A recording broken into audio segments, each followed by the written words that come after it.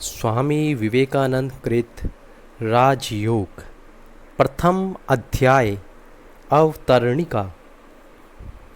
हमारा समस्त ज्ञान स्व अनुभूति पर आधारित है, जिसे हम अनुमानिक ज्ञान कहते हैं और जिसमें हम सामान्य से सामान्यतर या सामान्य से विशेष तक पहुँचते हैं। उसकी बुनियाद स्वानुभूति है, जिसको निश्चित विज्ञान ने कहते हैं। उसकी सत्यता सहज ही लोगों की समझ में आ जाती है, क्योंकि वे प्रत्येक व्यक्ति से कहते हैं, तुम स्वयं यह देख लो कि यह बात सत्य है अथवा नहीं, और तब उस पर विश्वास करो। वैज्ञानिक तुमको किसी भी विषय पर विश्वास कर बैठने को ना कहेंगे। उन्होंने स्वयं कुछ विषयों का प्रत्यक्ष अनुभव किया है और उन पर विचार करके कुछ सिद्धांतों पर पहुँचे हैं। जब वे अपने उन सिद्धांतों पर हमसे विश्वास करने के लिए कहते हैं, तब जनसाधारण की अनुभूति पर उनके सत्य के निर्णय का भार छोड़ देते हैं। प्रत्येक निश्चित विज्ञान की एक सामान्य आधारभूमि है और उसमें जो सिद्धांत उपलब्ध होते हैं, इच्छा करने पर कोई भी उनका सत्य तत्काल समझ ले सकता है। अब प्रश्न यह है, धर्म की ऐसी सामान्य आधारभूमि कोई है भी या नहीं? हमें इसका उत्तर देने के लिए हाँ और नहीं दोनों कहने होंगे। संसार में धर्म के संबंध में सर्वत्र सामान्यतः ऐसी शिक्षा मिलती है कि धर्म केवल श्रद्धा और विश्वास पर स्थापित है, और अधिकांश स्थलों में तो वह भिन्न भिन्न मतों की समष्टि मात्र है। यही कारण है कि धर्मों के बीच केवल लड़ाई झगड़ा दिखाई देता है। ये मत फिर विश्वास पर स्थापित है। कोई कहते हैं कि बादलों के ऊपर एक महान पुरुष है, वही सारे संसार का शासन करता है, और वक्ता महोदय केवल अपनी बात के बल पर ही मुझे इसमें विश्वास करने को कहते हैं। मेरे भी ऐसे अनेक भाव हो सकते हैं जिन पर विश्वास करने के लिए मैं दूसरों से कहता हूँ, और यदि वे कोई युक्ति चाहें, इस विश्वास का कारण पूछे, तो मैं उन्हें युक्ति तर्क देने में असमर्थ हो जाता हूँ। इसलिए आजकल धर्म और दर्शन शास्त्रों की इतनी निंदा सुनने में आती है। प्रत्येक शिक्षित व्यक्ति का मानो यही मनोभाव है, अहो ये धर्म कुछ मतों के गट्ठे भर हैं। उनके सत्य विचार का कोई एक मापदंड नहीं, जिसके जी में जो आया बस वही बक गया। किंतु ये लोग चाहें जो सोचें, वास्तव में धर्म विश्वास की एक सार्वभौमिक भित्ति है। वही विभिन्न देशों के विभिन्न संप्रदायों के भिन्न भिन्न मत वादों और सब प्रकार कई विभिन्न धारणाओं को नियमित करती है। उन सब के मूल में जाने पर हम देखते हैं कि वे सभी सार्वजनिक अनुभूति पर प्रतिष्ठित हैं। पहली बात तो यह है कि यदि तुम पृथ्वी के भिन्न भिन्न धर्मों का जरा विश्लेषण करो, तो तुमको ज्ञात हो जाएगा कि वे दो श्रेणियों में विभक्त हैं। कुछ की शास्त्र भित्ति है और कुछ की शास्त्र भित्ति नहीं है। जो शास्त्र भित्ति पर स्थापित हैं वे सुदृढ़ हैं। उन धर्मों के मानने वालों की संख्या भी अधिक है। जिनकी शास्त्र भित्ति नहीं है, वे धर्म प्राय लुप्त हो गए हैं। कुछ नए उठे अवश्य हैं, पर उनके अनुयायी बहुत थोड़े हैं। फिर भी उक्त सभी संप्रदायों में यह मतक्य दिखा पड़ता है कि उनकी शिक्षा विशिष्ट व्यक्तियों के प्रत्यक्ष अनुभव मात्र हैं। ईसाई तुमसे अपने धर्म पर, ईसा के अवतारत्व पर, ईश्वर और आत्मा के अस्तित्व पर और उस आत्मा की भविष्य उन्नति की संभवनीयता पर विश्वास करने को कहता है। यदि मैं उससे इस विश्वास का कारण पूछूं, तो वह कहता है, यह मेरा विश्वास है। किंतु यदि तुम ईसाई धर्म के मूल में जाओ, तो देखोगे कि वह भी प्रत्यक्ष अनुभूति पर स्थापित है। ईसा ने कहा है, मैंने ईश्वर के दर्शन किए हैं।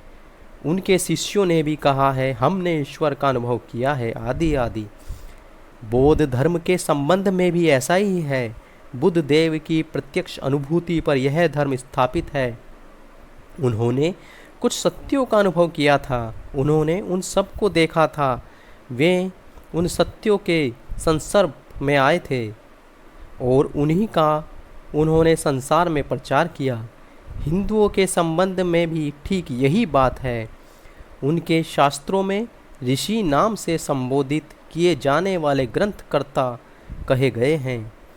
हमने कुछ सत्यों के अनुभव किए हैं और उन्हीं का वे संसार में प्रचार कर गए हैं।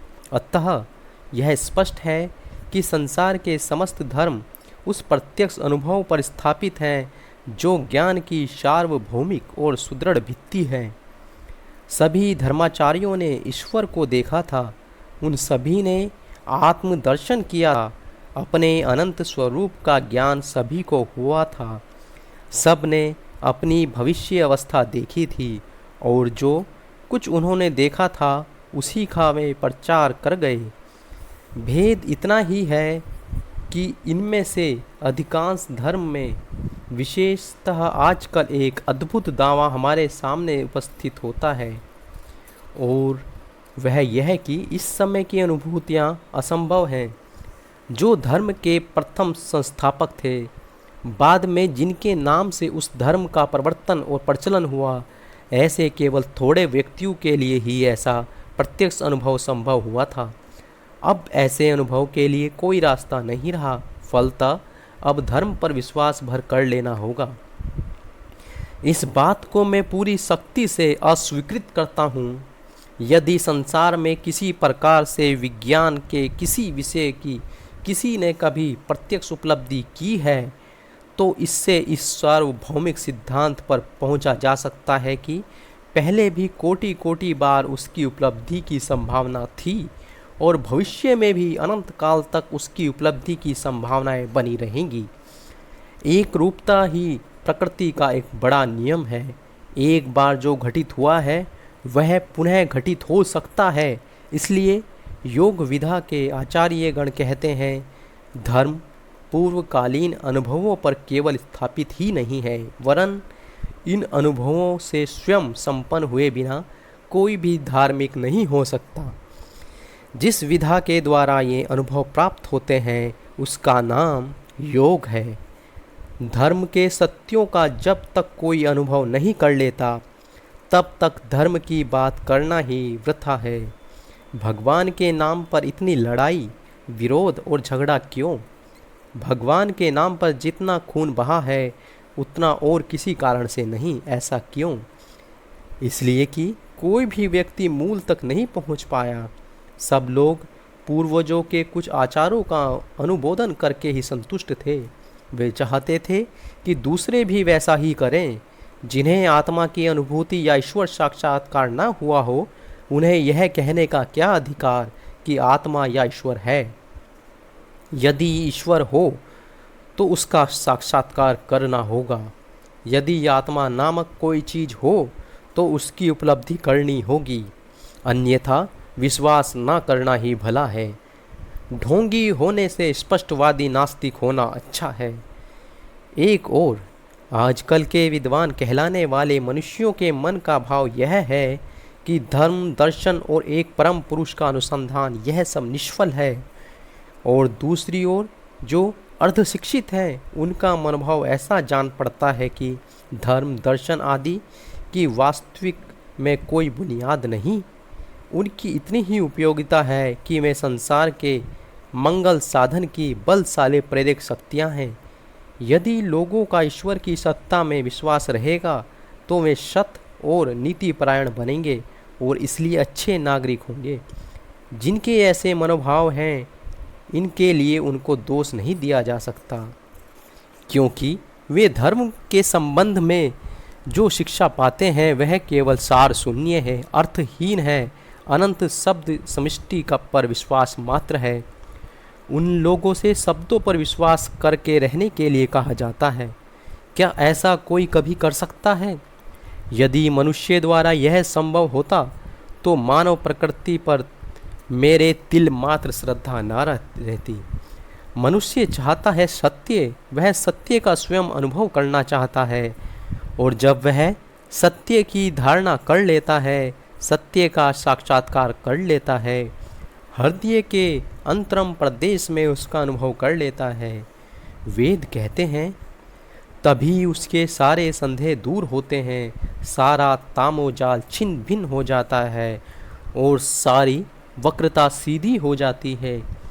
हे अमृत पुत्रों के पुत्रों, हे दिव्य धाम निवासियों, सुनो, मैं अज्ञान अंधकार से आलोक में जाने का रास्ता पा लिया है।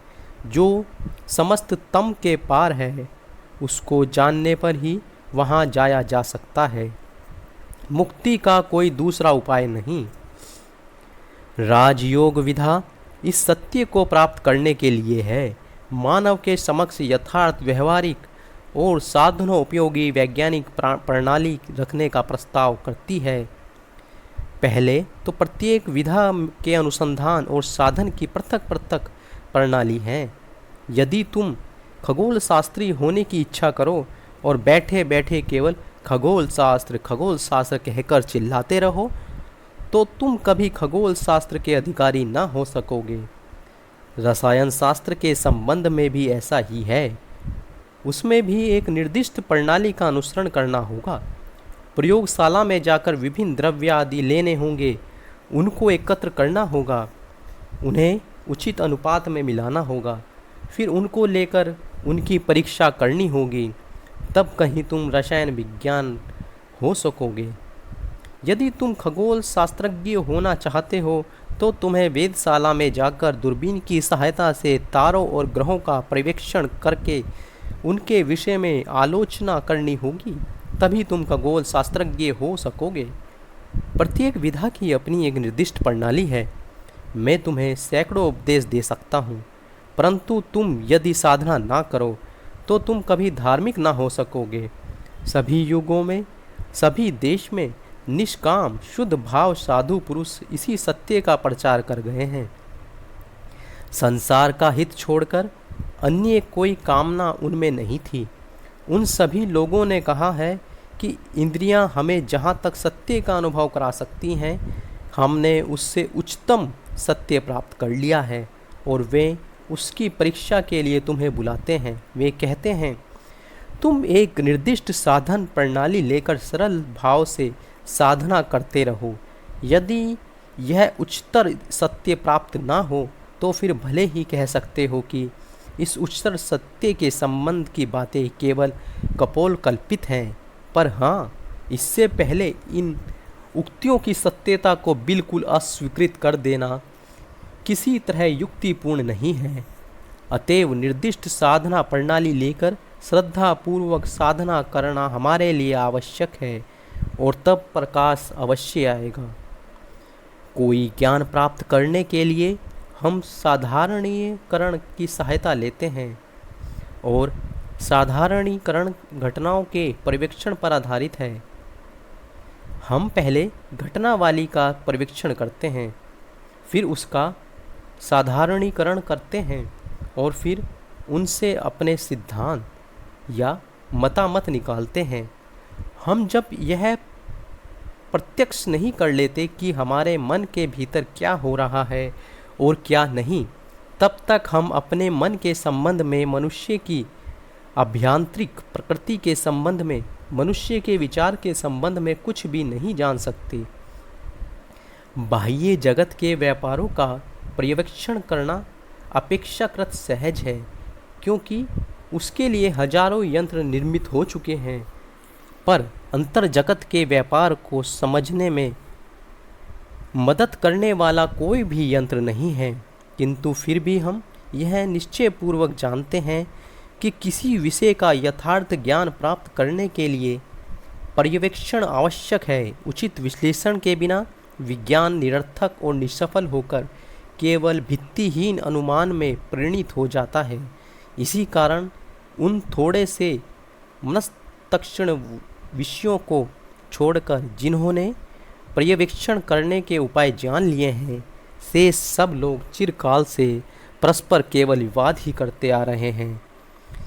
राजयोग विधा पहले मनुष्य को उसकी अपनी अभ्यांतरिक अवस्थाओं के पर्यवेक्षण का एक प्रकार का उपाय दिखा देती है।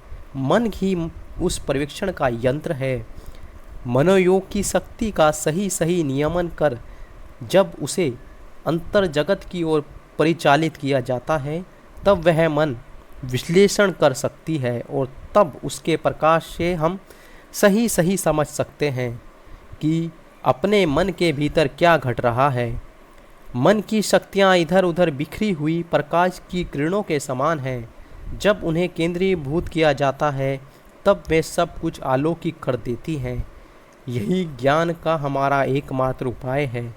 बाह्य जगत में हो अथवा अंतर जगत में, लोग इसी को काम में ला सकते हैं, पर वैज्ञानिक जिस सूक्ष्म पर्यवेक्षण शक्ति का प्रयोग बाह्य जगत में करता है, मनस्थ योगी उसी का मन में करते हैं। उसके लिए काफ़ी अभ्यास आवश्यक है। बचपन से हमने केवल बाहरी वस्तुओं में मनोनिवेश करना सीखा है, अंतर जगत में मनोनिवेश करने की शिक्षा नहीं पाई। इसी कारण हम में से अधिकांश अभियांत्रिक क्रियाविधि की निरीक्षण शक्ति खो बैठे हैं। मन को अंतर्मुखी करना, उसकी बहिर्मुखी गति को रोकना, उसकी समस्त शक्तियों को केंद्रीभूत कर उस मन के लिए ही ऊपर उसका प्रयोग करना, ताकि वह अपना स्वभाव समझ सके, अपने आप को विश्लेषण करके देख सकते हैं। एक अत्यंत कठिन कार्य है, पर इस विषय में वैज्ञानिक प्रथा के अनुसार अग्रसर होने के लिए यही एकमात्र उपाय है। इस प्रकार के ज्ञान की उपयोगिता क्या है? पहले तो ज्ञान स्वयं ज्ञान का सर्वोच्च पुरस्कार है। दूसरे, इसकी उपयोगिता भी है। यह हमारे समस्त दुखों का हरण करेगी। जब मनुष्य अपने मन का विश्लेषण करते करते ऐसी एक वस्तु के साक्षात दर्शन कर लेता है जिसका किसी काल में नाश नहीं, जो स्वरूपतः नित्यपूर्ण और नित्य शुद्ध है, तब उसको ये दुख नहीं रह जाता। उसका सारा विषाद न जाने कहाँ गायब हो जाता है। भय और अपूर्ण वासना ही समस्त दुखों का मूल है। पूर्वोक्त अवस्था के प्राप्त होने पर मनुष्य समझ जाता है कि उसकी मृत्यु किसी काल में नहीं है, तब उसे भी मृत्यु भय नहीं रह जाता। अपने को पूर्ण समझ सकने पर आसार वासनाएं फिर नहीं रहती। पूर्वोक्त कारणदय का अभाव हो जाने पर फिर कोई दुख नहीं रह जाता। उसकी जगह इसी देह में परमानंद की प्राप्ति हो जाती है।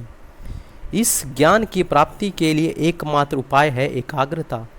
रसायन विज्ञान अपनी प्रयोगशाला में जाकर अपने मन की समस्त शक्तियों को केंद्रीभूत करके जिन वस्तुओं का विश्लेषण करता है, उन पर प्रयोग करता है और इस प्रकार वह उनके रहस्य जान लेता है।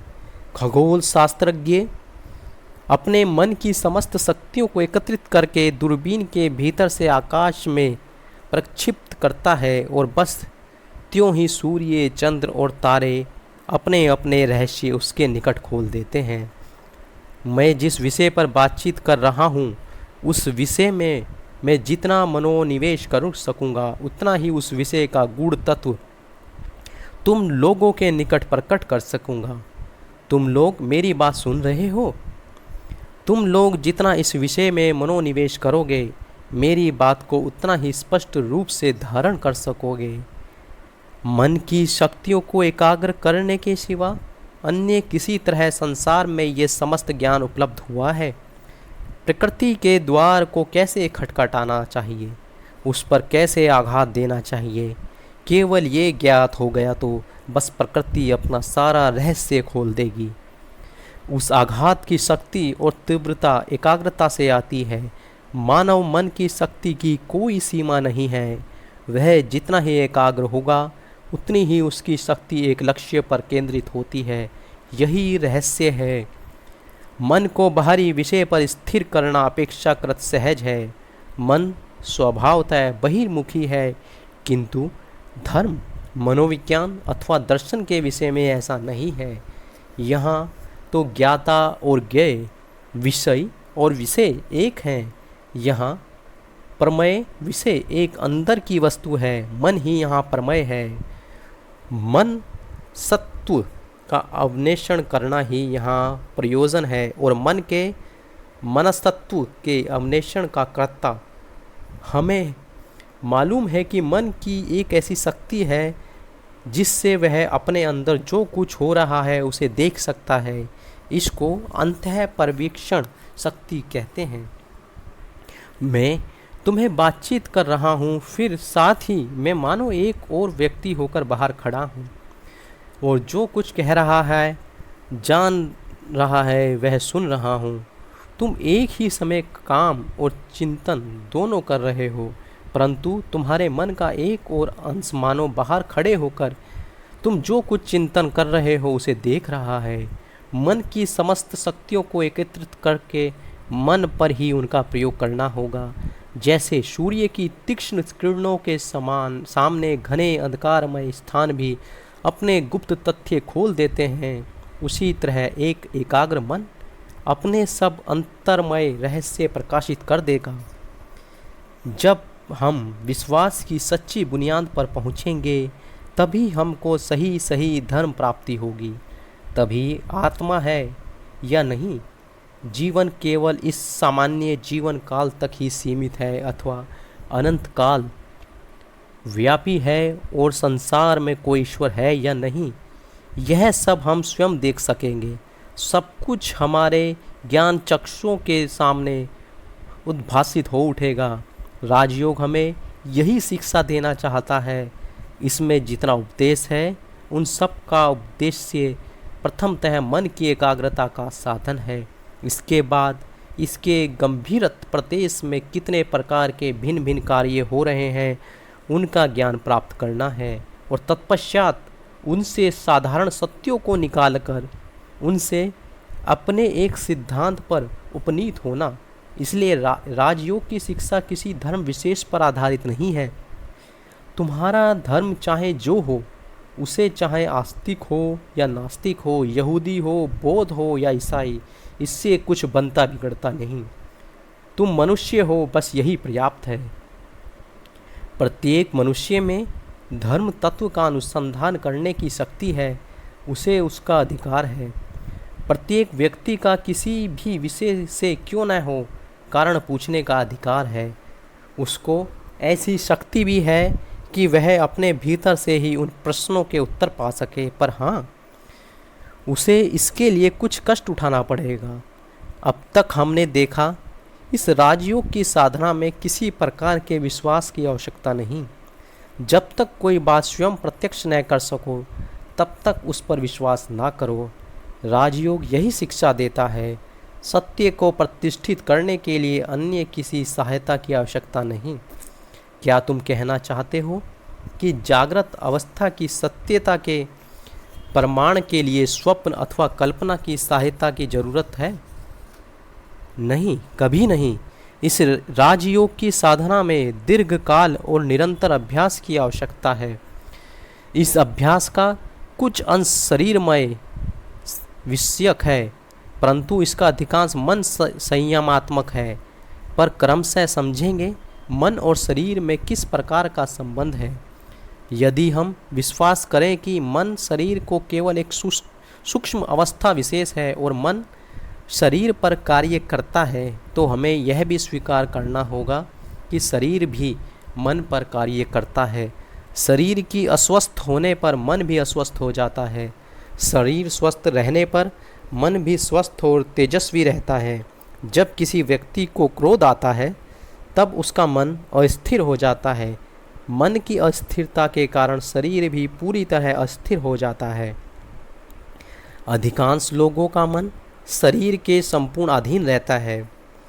असल में उनके मन की शक्ति बहुत थोड़े परिमाण में विकसित हुई रहती है। अधिकांश मनुष्य पशु से बहुत थोड़े ही उन्नत हैं, क्योंकि अधिकांश स्थलों में तो उनकी संयम की शक्ति पशु पक्षियों से कोई विशेष अधिक नहीं है। हमने मन के निग्रह की शक्ति बहुत थोड़ी है। मन पर यह अधिकार पाने के लिए शरीर और मन पर अत्यधिक लाने के लिए कुछ बहिरंग साधनों की दैहिक साधनाओं की आवश्यकता है। शरीर जब पूरी तरह अधिकार में आ जाए तब मन को हिलाने डुलाने का समय आएगा। इस तरह मन जब बहुत कुछ वश में आ जाएगा तब हम इच्छानुसार उससे काम ले सकेंगे, उसकी वृत्तियों को एकमुखी होने के लिए मजबूर कर सकेंगे। राजयोगी के मतानुसार यह संपूर्ण बहिर्जगत, अंतर्जगत या सूक्ष्म जगत का स्थूल विकास मात्र है। सभी स्थलों में सूक्ष्म को कारण और स्थूल को कार्य समझना होगा। इस नियम के बहिर्जगत कार्य हैं और अंतर्जगत कारण।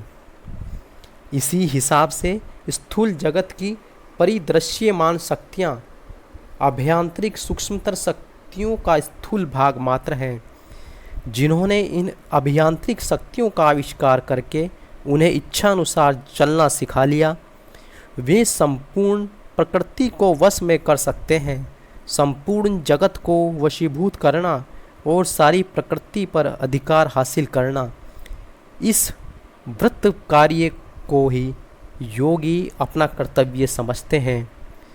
वे एक ऐसी अवस्था में जाना चाहते हैं जहां हम जिन्हें प्रकृति के नियम कहते हैं वे उन पर कोई प्रभाव नहीं डाल सकते।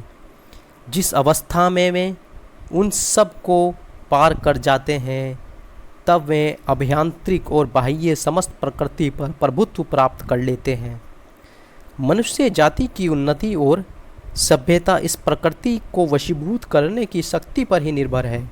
इस प्रकृति को वशीभूत करने के लिए भिन्न भिन्न जातियाँ भिन्न भिन्न प्रणालियों का सहारा लेती हैं। जैसे एक ही समाज के भीतर कुछ व्यक्ति बाह्य प्रकृति को और कुछ अंतः प्रकृति को वशीभूत करके ही चेष्टा करते हैं, वैसे ही विश्व भिन्न भिन्न जातियों में कोई कोई जाति बाह्य प्रकृति को तो कोई कोई अंतः प्रकृति को वशीभूत करने का प्रयत्न करती है।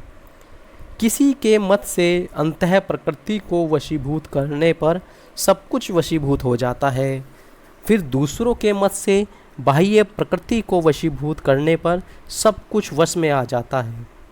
इन दो सिद्धांतों के चरम भाव को देखने पर यह प्रतीत होता है कि दोनों ही सिद्धांत सही हैं, क्योंकि यथार्थतः प्रकृति में बाह्य और अभ्यंतर जैसा कोई भेद नहीं है।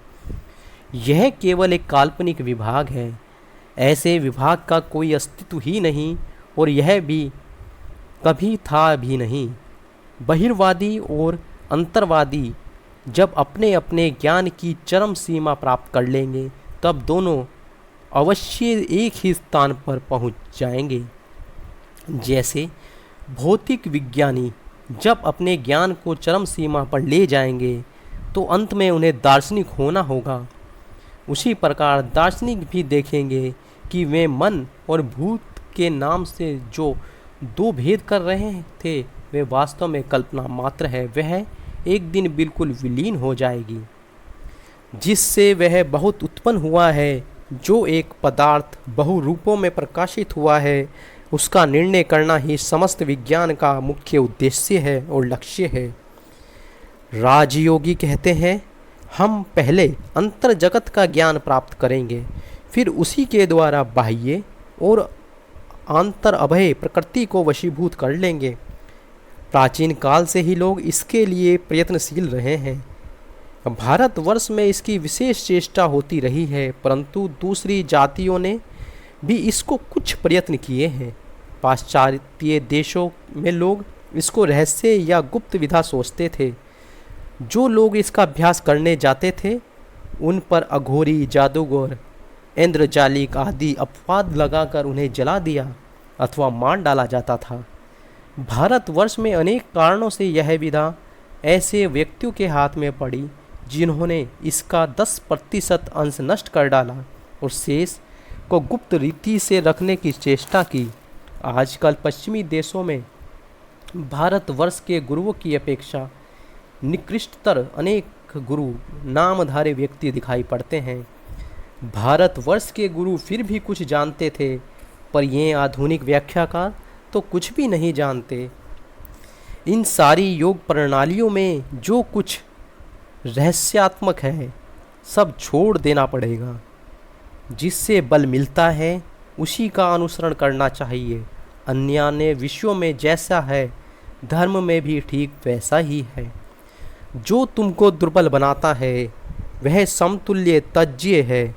रहस्यमय महामानव मस्तिष्क को दुर्बल कर देता है। इसके कारण ही आज योग शास्त्र नष्ट सा हो गया है, किंतु वास्तव में यह एक महाविज्ञान है। 4000 वर्ष से भी पहले यह आविष्कृत हुआ था। तब से भारतवर्ष में यह प्रणालीबद्ध होकर वर्णित और प्रचारित हो रहा है। यह एक आश्चर्यजनक बात है कि व्याख्याकार जितना आधुनिक है उसका भ्रम भी उतना ही अधिक है, और लेखक जितना प्राचीन है उसने उतनी ही अत्यधिक युक्ति युक्त बात कही है। आधुनिक लेखक में से ऐसे अनेक हैं जो नाना प्रकार की रहस्यात्मक और अद्भुत अद्भुत बातें कहा करते हैं। इस प्रकार जिनके हाथ यह शास्त्र पड़ा, उन्होंने समस्त शक्तियाँ अपने अधिकार में रखने की इच्छा से इसको महागोपनीय बना डाला, और युक्ति रूप प्रभाकर का पूर्ण आलोक इस पर नहीं पड़ने दिया।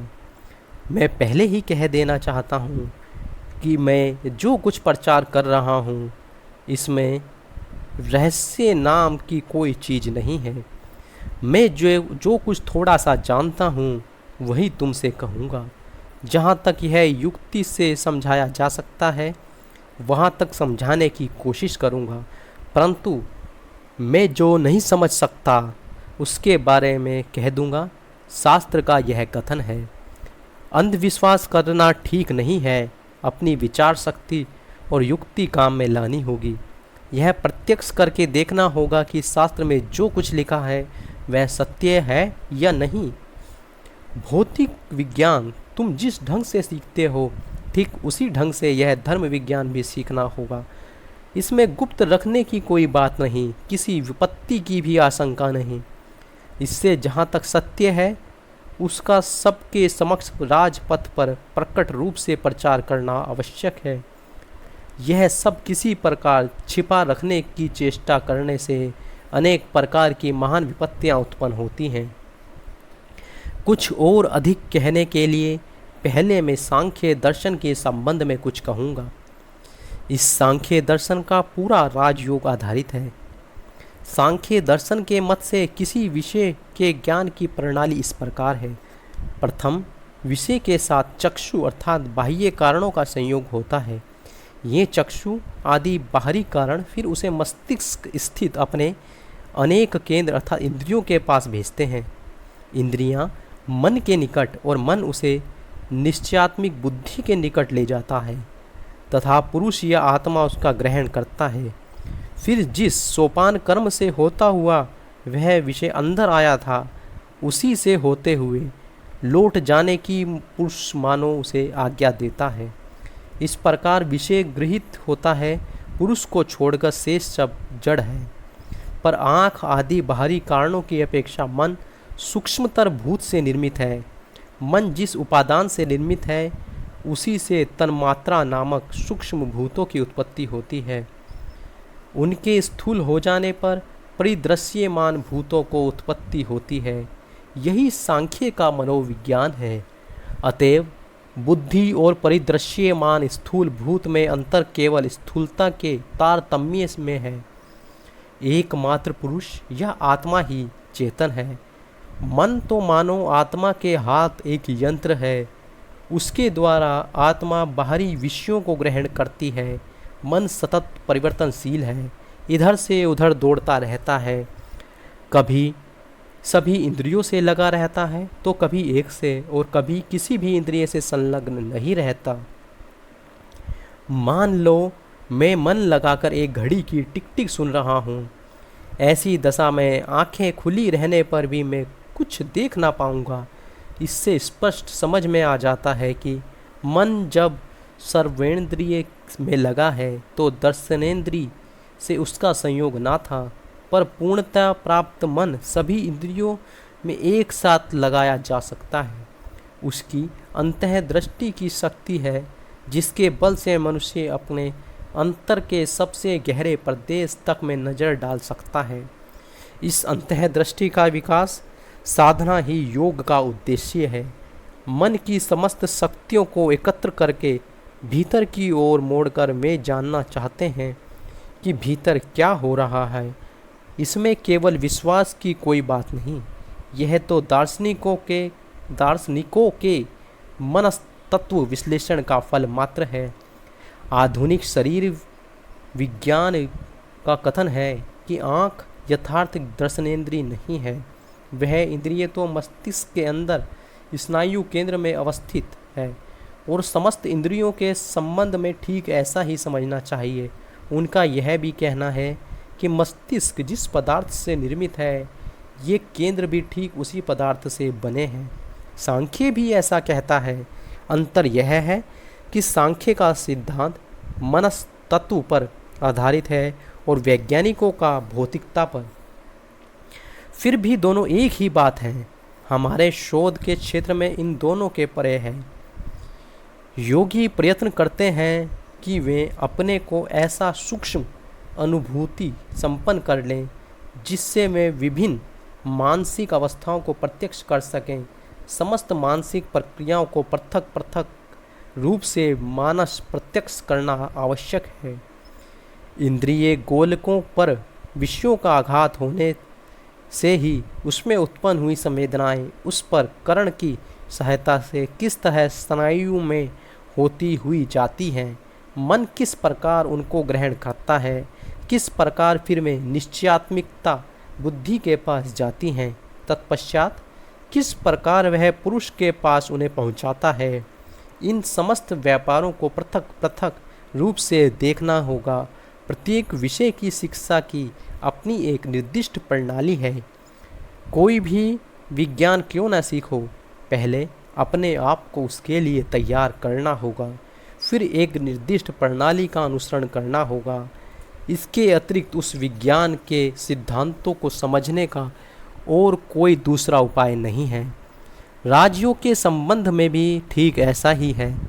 भोजन के संबंध में कुछ नियम आवश्यक हैं जिससे मन खूब पवित्र रहे, ऐसा भोजन करना चाहिए।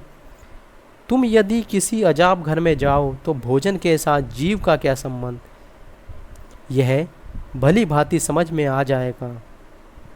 हाथी बड़ा भारी प्राणी है, परंतु उसकी प्रकृति बड़ी शांत है, और यदि तुम सिंह या बाघ के पिंजड़े की ओर जाओ तो देखोगे वे बड़े चंचल हैं। और इससे समझ में आ जाता है कि आहार का तारतम्य कितना भयानक परिवर्तन कर देता है। हमारे शरीर के अंदर जितनी शक्तियाँ कार्यशील हैं वे आहार से पैदा हुई हैं, और यह हम प्रतिदिन प्रत्यक्ष देखते हैं। यदि तुम उपवास करना आरंभ कर दो तो तुम्हारा शरीर दुर्लभ हो जाएगा, दैहिक शक्तियों का ह्रास हो जाएगा, और कुछ दिनों बाद मानसिक शक्तियाँ भी क्षीण होने लगेंगी। पहले स्मृति शक्ति जाती है, फिर ऐसा एक समय आएगा जब सोचने के लिए भी सामर्थ्य न रहेगा। किसी विषय पर गंभीर रूप से विचार करना तो दूर की बात। इसलिए साधना की पहली अवस्था में भोजन के संबंध में विशेष ध्यान रखना होगा। फिर बाद में साधना में विशेष प्रगति हो जाने पर उतना सावधान ना रहने से भी चलेगा। जब तक पौधा छोटा रहता है तब तक उसे घेर कर रखते हैं, नहीं तो जानवर उसे चर जाए। उसके बड़ा वृक्ष हो जाने पर घेरा निकाल दिया जाता है, तब वह सारे आघातों को झेलने के लिए पर्याप्त सामर्थ्य है। योगी को अधिक विलास और कठोरता दोनों ही त्याग देने चाहिए। उनके लिए उपवास करना देह को किसी प्रकार कष्ट देना उचित नहीं। गीता कहती है, जो अपने को अनर्थक क्लेश देते हैं वे कभी योगी नहीं हो सकते। अति भोजनकारी, उपवासशील, अधिक जागरणशील, अधिक निद्रा, अधिक कर्मी अथवा अधिक आलसी, इनमें से कोई भी योगी नहीं हो सकता।